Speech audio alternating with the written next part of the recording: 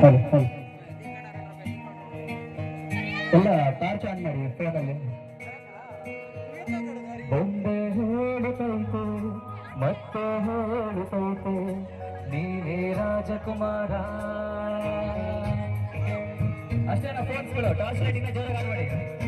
ಬೊಂಬೆ ಹೇಳುತ್ತೈತೆ ಮತ್ತೆ ಹೇಳುತ್ತೈತೆ ನೀನೇ ರಾಜಕುಮಾರ.